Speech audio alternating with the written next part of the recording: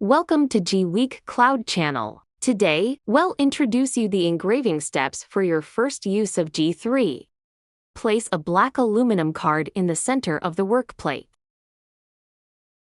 Click Autofocus. You can also choose manual or automatic measurement.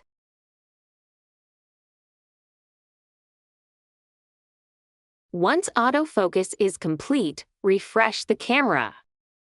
Click the gallery icon in the left toolbar. Select your desired image and drag it into the workspace. Select the image, right-click, and choose Convert to Vector. Select the vector graphic. Set the layer color. Click the Fill button in the upper toolbar. The line spacing is typically 0.03. A smaller value results in a denser engraving. Adjust the pattern size and position to fit within the aluminum card. Set the power and set other parameters to the default values. Click Frame to confirm the marking position. Click Mark to start engraving. That's it! Your first engraving demonstration is almost complete.